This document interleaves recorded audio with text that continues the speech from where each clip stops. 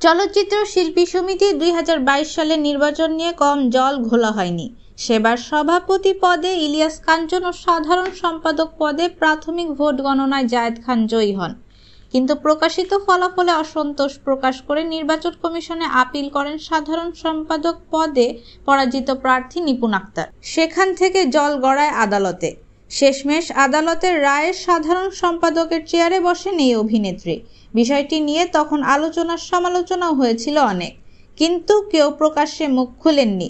তবে এবার মুখ খুলতে শুরু করেছেন অনেকেই, যাদের একজন ২০২২ সালের শিল্পী সমিতির ভোটের প্রধান নির্বাচন কমিশনারের দায়িত্ব পালন করা পীরজাদা হারুন।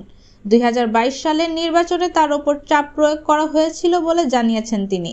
হারুন সংবাদ মাধ্যমকে বলেন, নির্বাচনে নিপুণকে জয়ী দেখাতে অনেক ওপর থেকে এক ক্ষমতাবান রাজনীতিবিদ একের পর এক ফোন করতে থাকেন। তিনি তখনকার সময় স্বরাষ্ট্র মন্ত্রণালয় সহ প্রায় সব মন্ত্রণালয়ে সরাসরি প্রভাব খাটাতেন। হারুন বলেন, সেদিন রাতে একের পর এক ফোন কলে আমাকে ভয় দেখানো হয় যে তুলে নিয়ে যাবে। পরে একটা জায়গায় যেতে বলেন যেখানে বড় অঙ্কের টাকা রাখা ছিল। যখন রাজি হলাম না তখন ফলাফল নিয়ে মামলা করা হলো, সেটা চলে গেল কোর্টে। তখন নানাভাবে হয়রানি করা হয়েছে, আমাকে বানিয়ে দেওয়া হলো অন্য একটি রাজনৈতিক দলের সদস্য। তিনি আরও জানান, আমাদের নির্বাচন কমিশনারদের একের পর এক ভয়ভীতি দেখিয়ে গালিগালাজ করা হয়, বলা হয় যে পুলিশ দিয়ে তুলে নিয়ে যাবে। এমন লেভেল থেকে ফোন আসবে ভাবতেই পারিনি। আমাদের একজনকে সেই সময় নিপুণকে জয়ী করাতে ১৭ বার ফোন করেন শেখ সেলিম সাহেব।